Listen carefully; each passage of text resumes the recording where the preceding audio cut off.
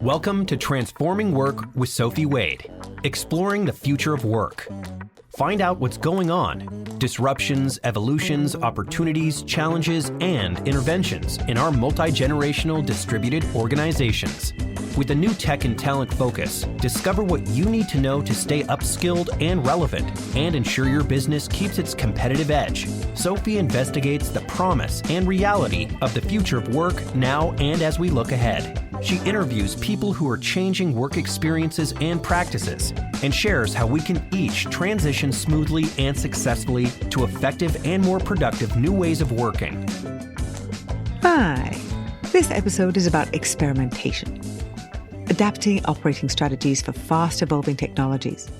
Adopting discovery mindsets that are accompanied by hands-on practice. To remain competitive, we must all embrace and understand AI and other sophisticated new technologies. We need to find out what could augment or redesign particular aspects of how we are operating, modifying how we are working. What will benefit different processes? For whom? Which new methods might improve specific team results or be used more broadly to update how systems operate, business functions, and workflows?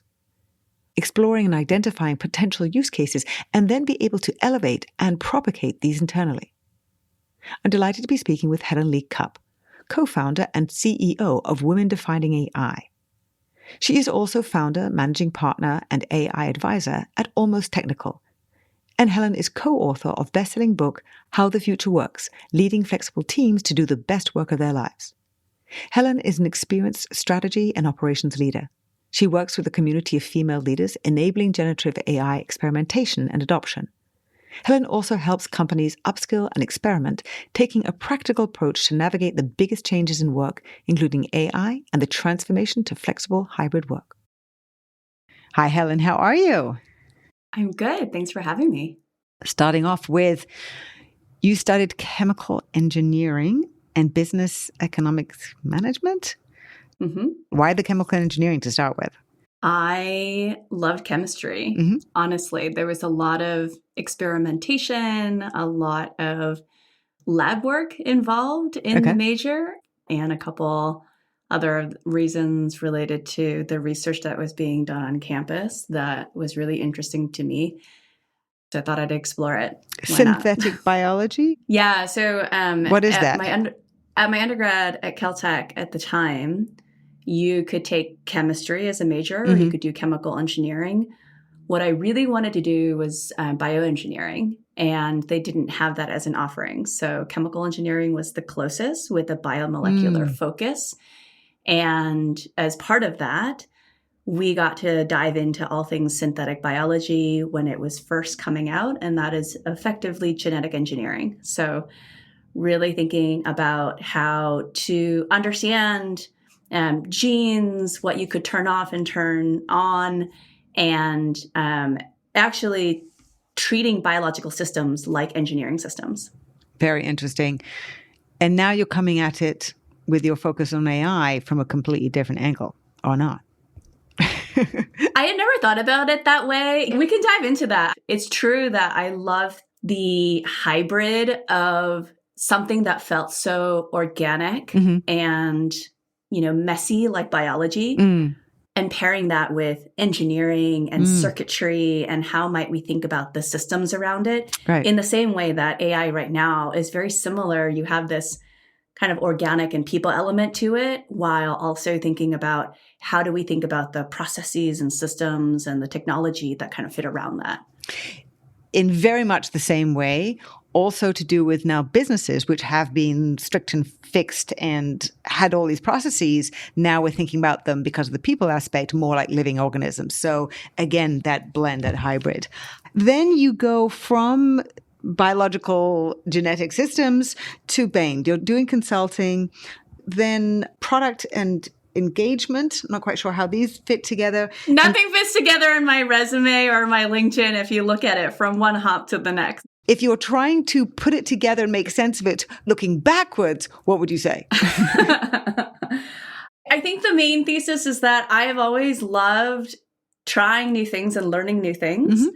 And I have always taken just like such fulfillment and joy in diving into something brand new. And so what you'll see from one hop to the next is finding really interesting, challenging problems from one field to the next, finding ways to mix disciplines together and solving problems in a way that's different and unique. And so even from that like very scientific chemical engineering background, a lot of it was around experimentation, not just theory, and being in the labs, to jumping to consulting, where it was like, I want to be more hands-on with organizations and people and seeing what happens, not just staying in the labs, all the way to like startup land and then Slack and launching things from 0 to 1.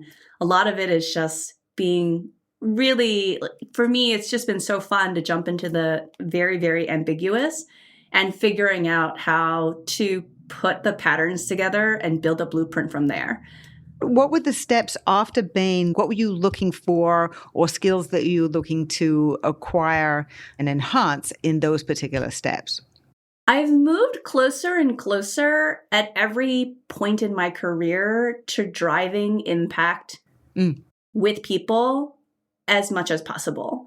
So even just moving from engineering to consulting, the thesis was lab work takes forever. I want to be, in industry, doing things right now, impacting real people in real lives. And from there, moved to startups because I very quickly learned that large companies had a lot of bureaucracy and red tape. And I was like, I want to move faster. I want to drive impact faster. And so that was my jump into startup the first time. And from there, loved it, loved tech, loved just being in startups and being able to drive innovation, new projects, new initiatives from the ground up as quickly as we were able to, basically. And so that was sort of the in-between period, just a lot of rapid execution. So when you got to Slack, there were only 500 people at the time. So it was very much in startup mode. And you also helped on Series G. So it had gone through some layers of financing, but still huge growth phase. I was very interested to see how you also described many of the things that you were involved in, data metrics and the business rhythm for daily decision making. This idea of both how you're focused on the metrics, but also this rhythm of how people work. So you obviously seem to be really getting into the how, which, as we know now, is so critical. There was another rhythm that you mentioned later on from Slack. Yeah, I loved my time at Slack. It was definitely a growth period. And when I joined, we had just gotten quite a lot of growth from, being a consumer-ish product. There was no enterprise product yet. We had not done anything like international or built out a sales team or anything like that. So a lot of the things all of that was net new. It was not the Slack that you know it as now, which is like an enterprise productivity tool. Sure. It was very much a Slack for teams, small teams who are trying to, just communicate better and be more nimble and agile. And so very much a startup, even at the size that it was. And data was one of my favorite projects because, one, it was sort of this, look back at my engineering and tech background, but exactly what you said. One of the biggest things that I hear constantly, not just within Slack when I was working on this project, but across many organizations that have been growing quickly, is that data is really hard or data is a problem. And that's a very big and ambiguous statement. It's like, okay, what does that mean? And I kept hearing that it was like, oh, I don't have the insights that I need to make decisions. I don't have the right data. It's broken. It's inaccurate, et cetera. All of these phrases and terms that were really focused on the data or the technology or the platform. But actually, having been part of the organization and watching different teams grow, one thing that I noticed very early on was just that it wasn't just about the data, because we had a ton. It wasn't that we were lacking in data. And it wasn't even that it was inaccessible. We had surfaced a lot of the information across various BI tools. It was that there were these other fuzzy things that we never think about when we think about data, where it was like, there was no shared definition of what a metric was. And so when I was talking about something, you were talking about something different. We thought we were talking about the same thing, but holy cow, we were speaking in different languages and trying to communicate about something and aligning on a shared strategy. That's impossible. That was one piece of it, right? Like shared definition. And the second was just that there was this expectation that, hey, I want this one insight, and all of a sudden I could just magically have that happen because it was data and it's technology today that should be all real time and easy.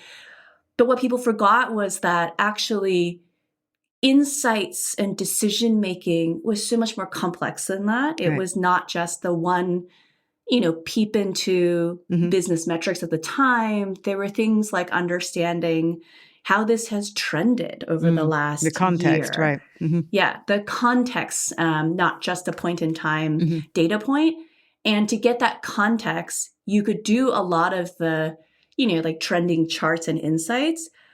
But to really be able to keep a pulse on the business, we wanted leaders and executives to be more data fluent. And that's what I mean by rhythm. We had to get into this habit of looking at certain KPIs, looking at and talking about the ways things were moving and how data was related to some of the decisions that we were already making, and just using that to build intuition over time. That's more a sort of long-term process and people thing than it was any specific problem with data itself.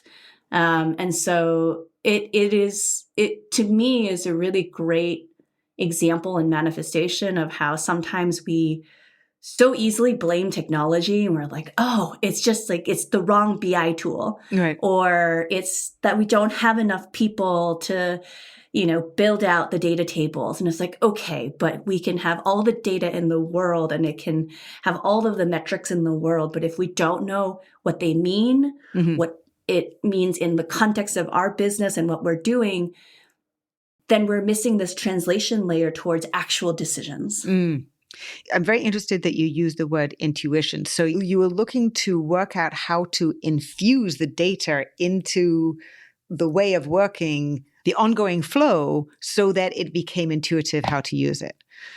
You were doing a lot of different things at Slack, rebuilding the financial data infrastructure. I do want to understand a bit more about that because of how you think about organizations and growth to do with data and flexible structures. Thinking about both the business need for data and this people aspect of it in terms of how this data is usable and what you're focused on, being part of the strategy unit, because all of these flow together to understand the interconnection and necessary use of data, people data, analytics to inform business processes and business outcomes. How did you look at that multifaceted, multidimensional problem of bringing all of these elements together, obviously taking a strategic, long-term mindset and trying to integrate these elements, which are technology and people and business focus? I love these questions and I love taking these conversations because there are a lot of threads to draw between different aspects of my career and life that I have not spent as much time thinking about. But in this one in particular, what you said about flexible systems, I think really resonates. One of the big problems for high growth companies that get to a certain size is, as you've seen in sort of larger enterprises when it comes to systems of work and how hard it is to build in flexibility, is that you can't assume that there is one answer that will fit Not for at all all of time. For like, not at all, right? That's antithetical to finding a good solution. Yes, exactly. You're like, oh, you want to be able to innovate, to change, to grow as the market shifts. And it's the same with data, right? At a certain point in time, there was infrastructure that was necessary.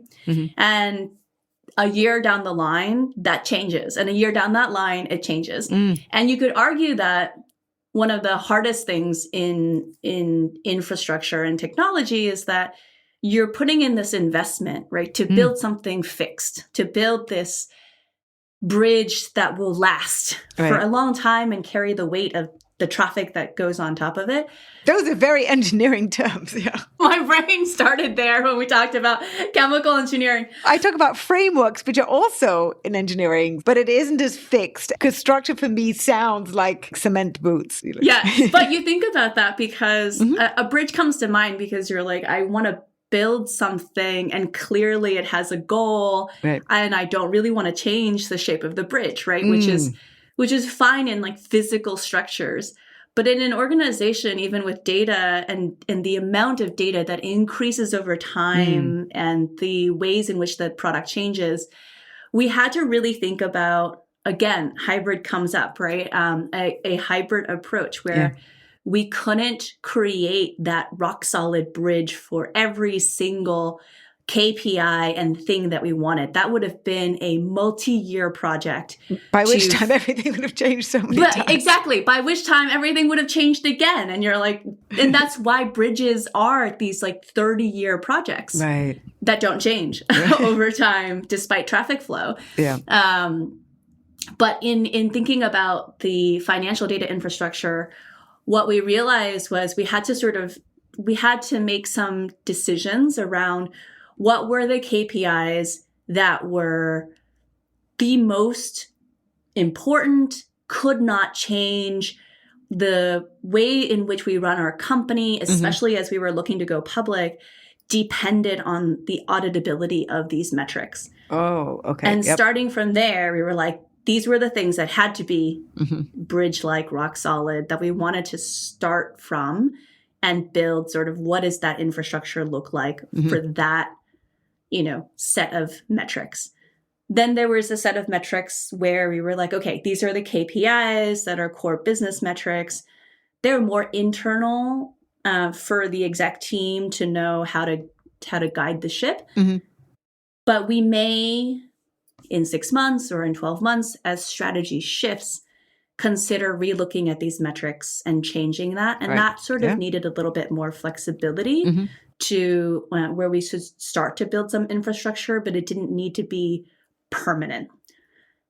Then there was the sort of wild west of there's lots and lots of additional data.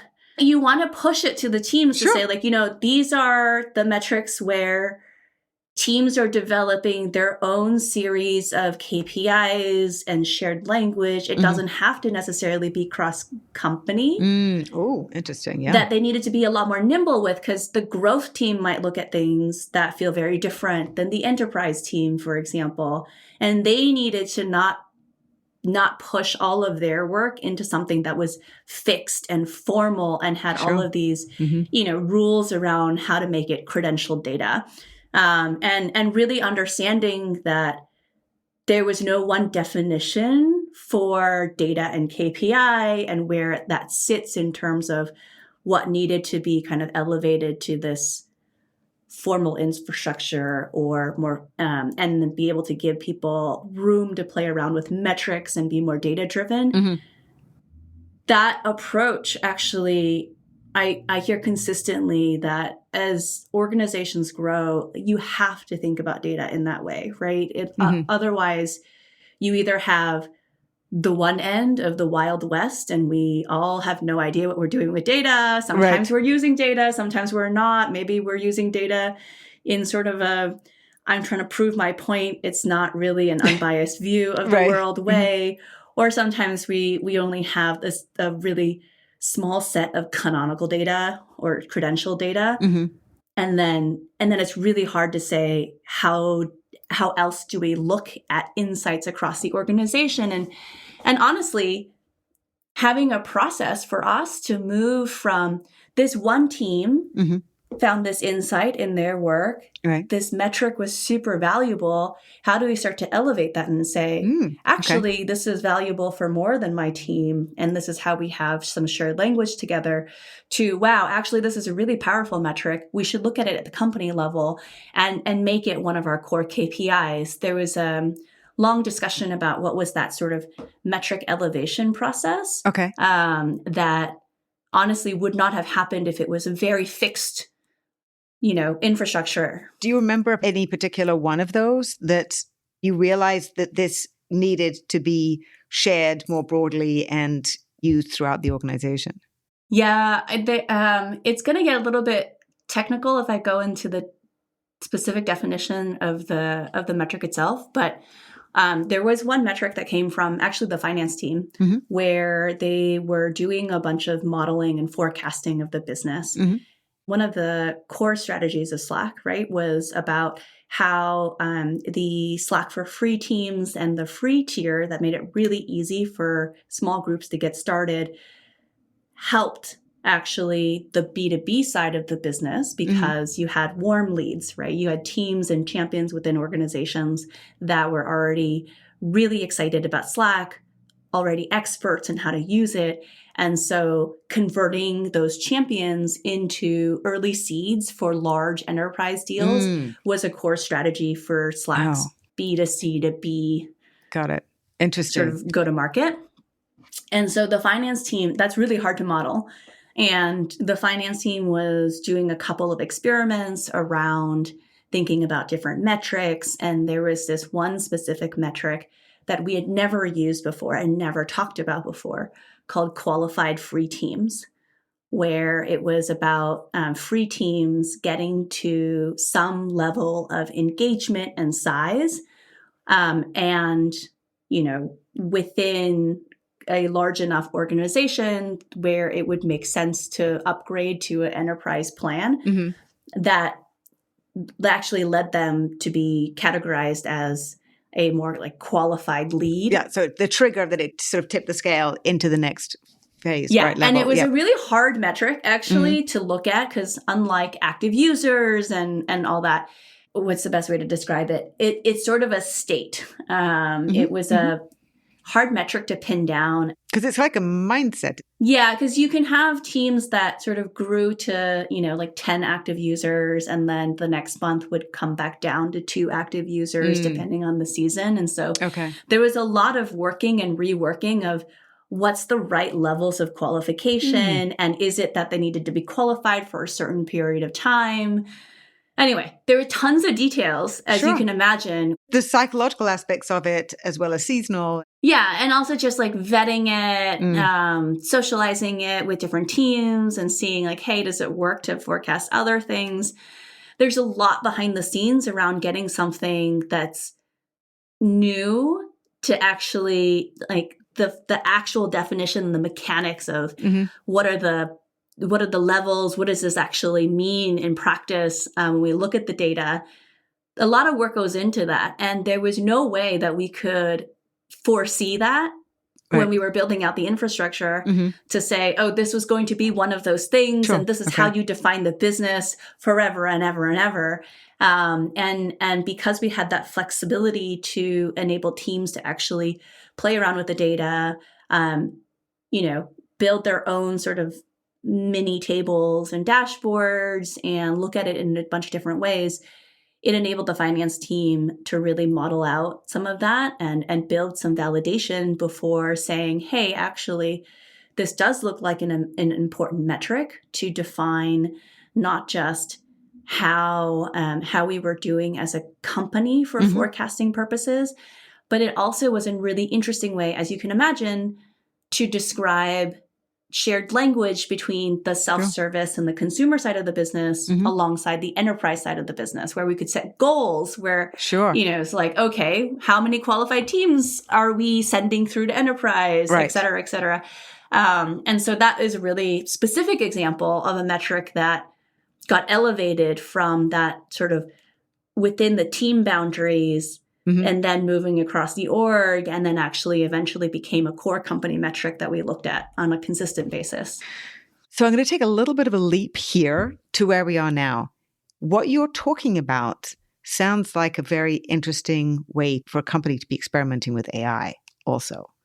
To be looking at it and experimenting with it in different parts of the organization, have some flexibility about what they're doing, then looking at whether it's a KPI or a use case or a process workflow that has changed to then say, this is a important thing that we can share. So that's where my mind was going when you were saying this can be useful here or company-wide. Really interesting. What other particular learnings did you have during your work at Slack? Also, that then generated your interest in writing the book called How the Future Works.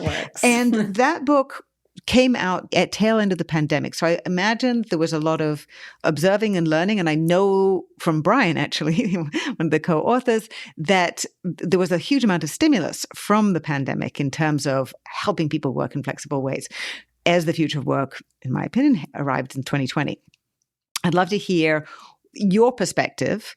I've heard and shared Brian's, why you were then one of the people who went into Future Forum and was writing the book.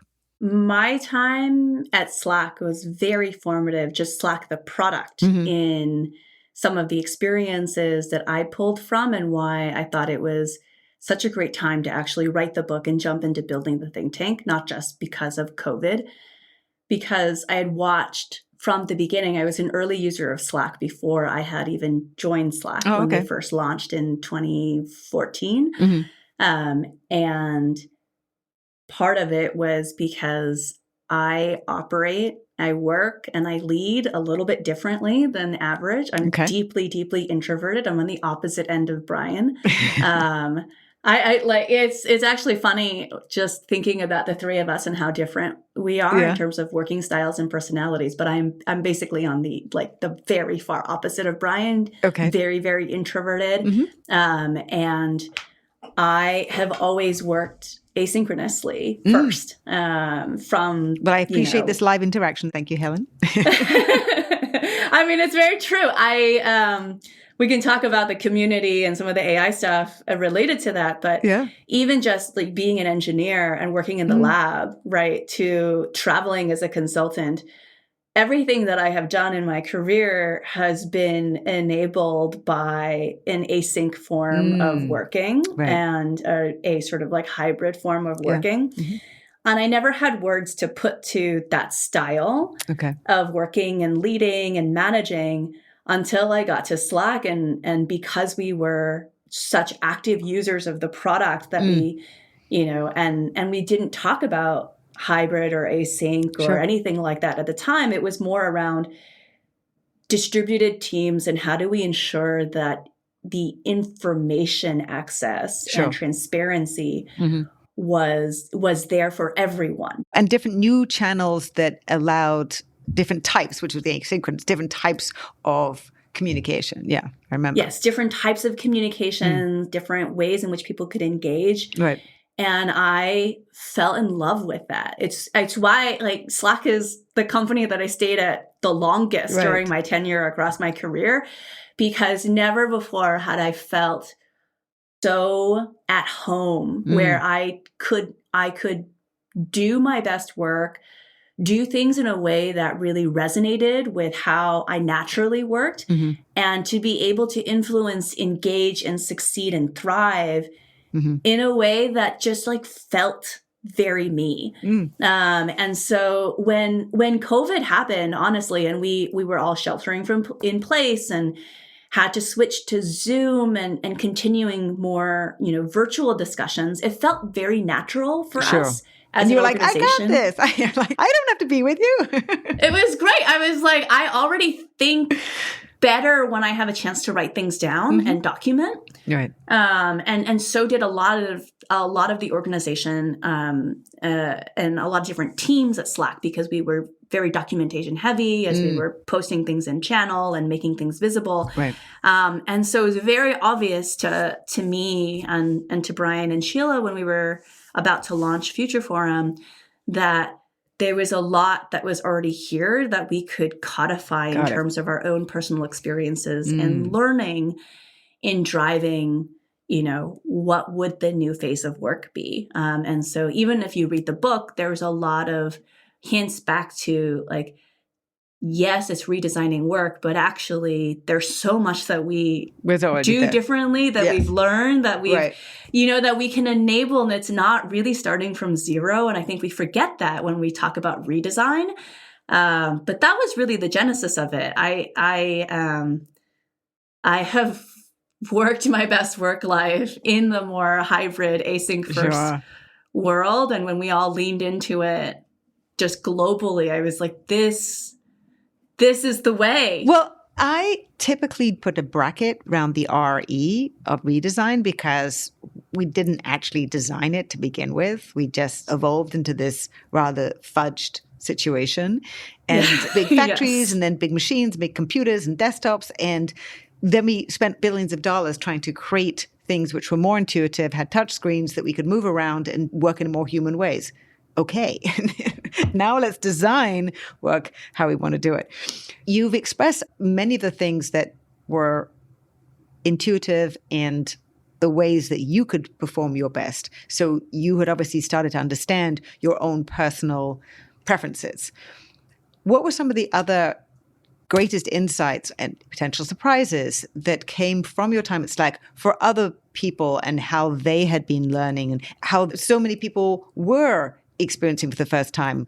As people had their aha moments, what were you realizing that needed to be in the book to help people both understand what they were already doing or what was already human intuition of how to work, and other things that were more frameworks that they really needed to understand to enable what we now call asynchronous working, for example? Yeah, I feel like so much of the book, it was really funny, the process of writing the book, because as we were jotting down the table of contents, even just in pulling together the research and the stories, there were many times where I looked at the content and I remember thinking and talking to Brian and Sheila about like, aren't these obvious? Like, isn't like all of this obvious? And I'll tell you why. I will have to agree with you. Especially for those of us who have been thinking about managing and leading for a very long time. Yeah. I'll tell you why. Here's a really good example. There's this one chapter around team level agreements or even just like personal operating manuals that as a template, as a framework, it really is quite an aha moment for many of the teams that I talk to and many executives, which shocks me because one of the first places that I encountered this, like creating an operating document for how we want to work together, was actually from my very first job in consulting. Yes, I appreciate the consulting training because we had to come together in teams so frequently and new teams, new managers. Exactly.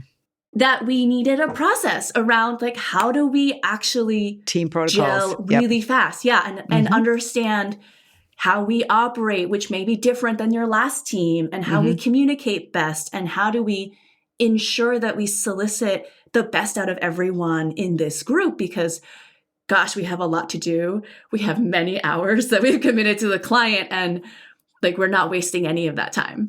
And that's not net new, right? And so such a powerful, simple, non-technology oriented solution that it still surprises me that it surprises so many other people. I'm like, I don't understand. This feels so obvious. Well, I think part of it is, I would posit that this evolution to project work, which is much more technology-based work, and also there already has been so much non-routine work in technology earlier than in much other work.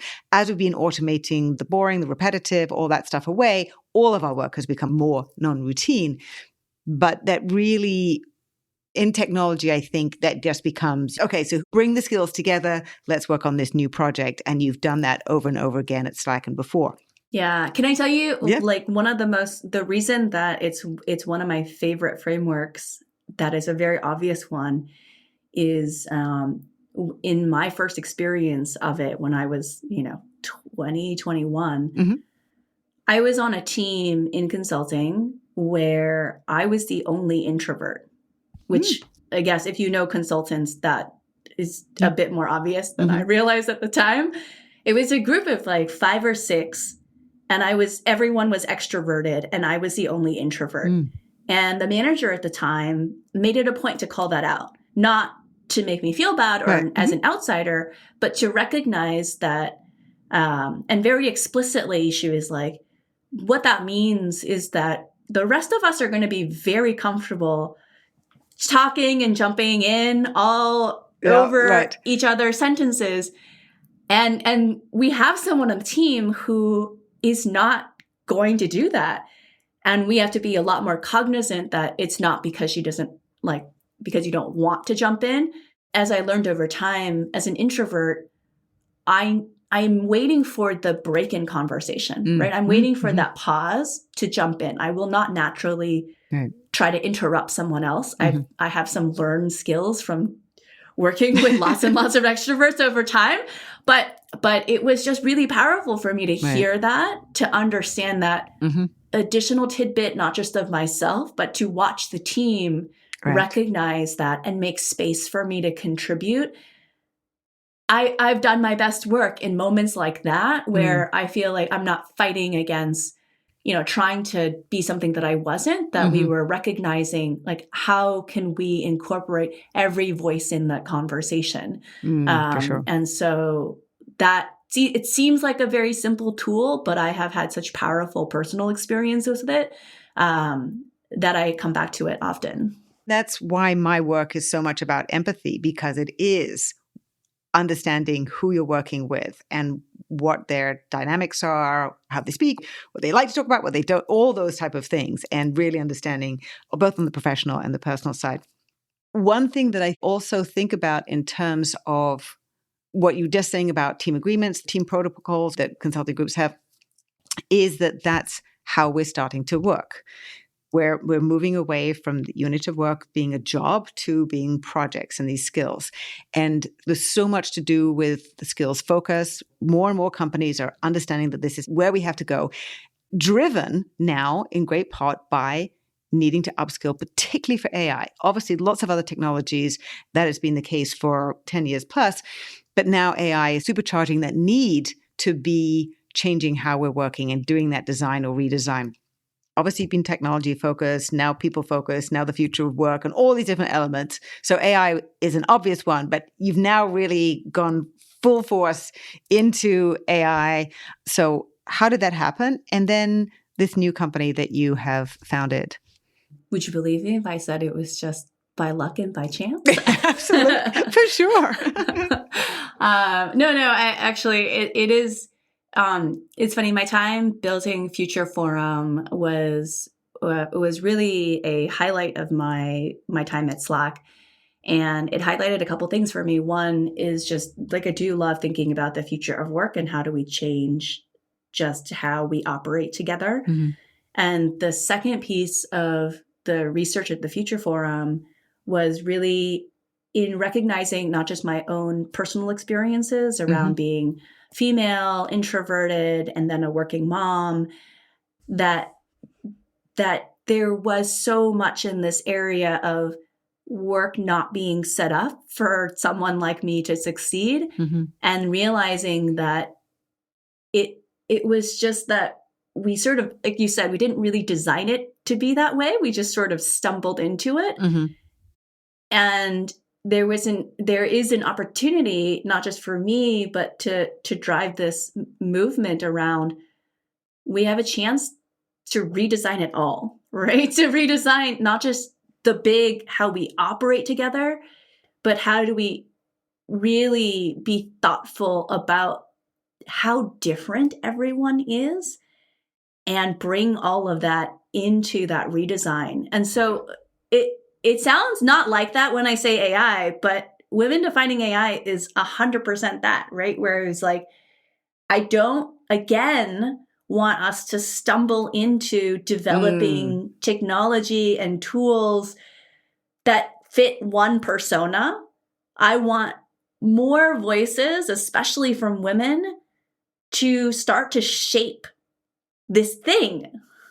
I was going to say we don't have any choice because everything is moving, so we do have to design because we have to create frameworks to understand and work with the new dynamics, with all the new potential possibilities. And you are correct that how we shape it and form it and guide it with more voices in the mix is, yes, it's definitely going to change how it shows up or how it evolves in the different ways it evolves. I do think flexibility can only be part of it. How we have to operate our businesses has to be deeply flexible because of how technology is changing. Not just how technology is changing, but how quickly it is changing now. Yes, exactly. For me, that means the flexibility is in there, so that's okay. We've got it. You are absolutely correct. That is me being a little bit naive and optimistic in terms of it retaining that flexibility in all the ways it's going to evolve. So AI, absolutely, you're getting deeper into the technology. Why did you start a company to do that? I didn't really intend to start a company around that. I mean it. I was on sabbatical. Right? Okay. I had taken time off from the corporate life, and I wanted to go back into my roots of experimenting and learning this new wave of AI, because I actually started my tech career in AI. My very first startup was traditional ML, natural language processing. Okay. A lot of people don't know that, but it was what got me really into tech, was the ability to use algorithms to do something at much larger scale than humans could. Okay. And I found that fascinating. And so this was kind of full circle to come back around it. I knew I wanted to build again. And I did not intend to start a company. I intended to share my learnings and my tinkerings with other women because I wanted more women to build with me. I was surrounded by voices of men who were sharing their expertise as if they were experts in the field. And I was hitting a lot of roadblocks because so much of the content was an inch deep out there. And so I just wanted to go much deeper with a group of women who could be curious and ambitious like I was, and thought it would be a really small working group to keep me accountable during sabbatical. Right. And 50 people signed up by day 3. Oh, wow. And I didn't know what to do with that. And then I think we hit 150 before we wrapped up month 3. And at that point, I was like, maybe we should actually... There's something here. Yes. It was actually, so I run the entire community and the organization within Slack because I like being able to communicate async first. And actually, the really funny story is we're hitting our 90-day free trial mark. Okay. So about 3 months in. Oh, yeah. And so it's like, it's decision time. Either we do something or we don't do something, but we should make a call. And it sort of felt like, sometimes you hit ideas where accidentally you see this demand and need and something that people really want. And it was sort of a very natural answer to say, love it. Yeah. Let's start it. And then go from there and iterate to what this will become. So a lot of people ask me, like, what do you want women defining AI to, like, what are the goals? And I'm like, honestly, I want to create more women who are making decisions about AI, building with AI, creating AI systems, and ... But beyond that, who knows? I don't have hard goals because we're experimenting our way through, and it's been really fun to be as flexible as we need to. I really appreciate all that you've been just sharing about women in AI because of the very interesting background you have in terms of technology, in terms of process and data, and now understanding AI better than most in terms of knowing how much you're experimenting being the key word that you live by. If you're a manager or a leader at any level of an organization trying to understand what to do with AI, how to take it on board, what would you recommend? Because there are so many people out there who are worried or frightened or paralyzed or just, this is too much for me, or this is so exciting. And you've got to deal with all those things at the same time. Yeah. What do I recommend if you're a leader on how to get started? Yeah. There are a couple things that I always point to when I talk to executives. The first is that they have to get hands-on.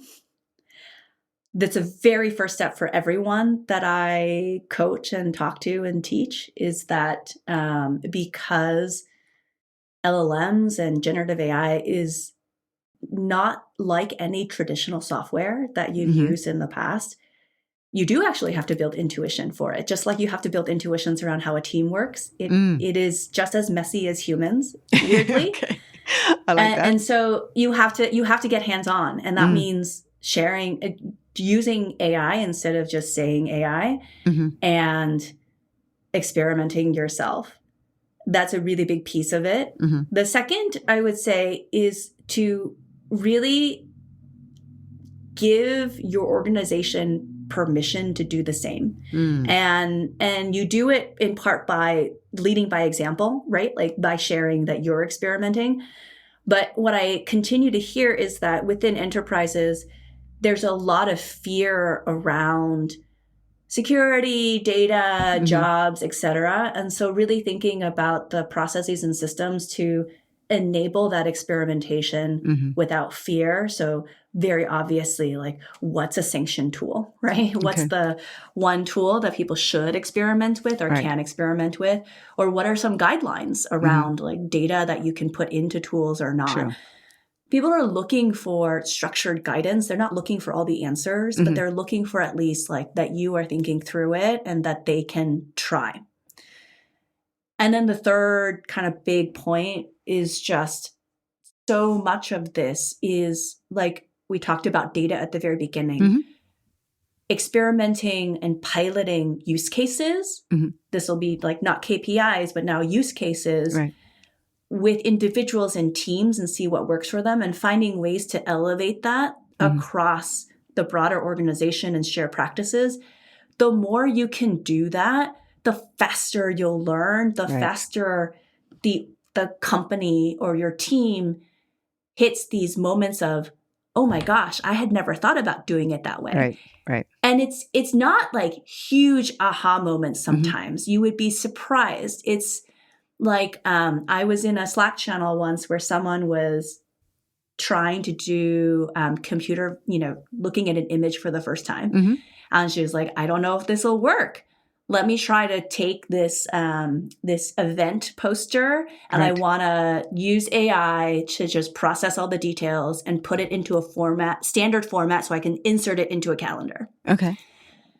And it was like, great. That's a great use case, right? Yep. You take a picture, it captures the data, cool.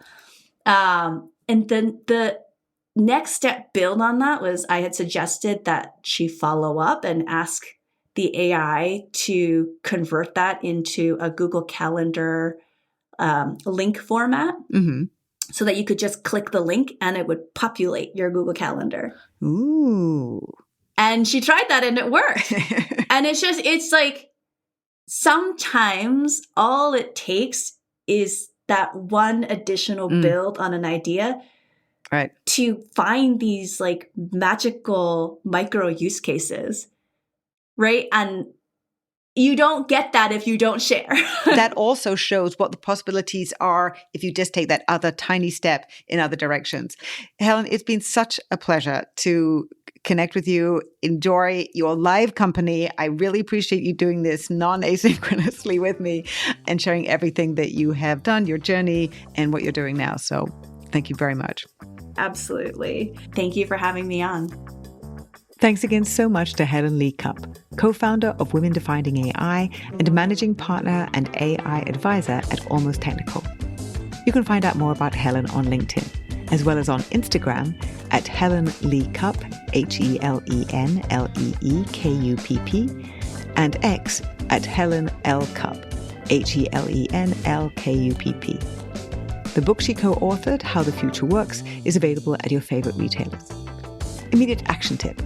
To embrace AI, get started. and get hands-on as a leader to build intuition.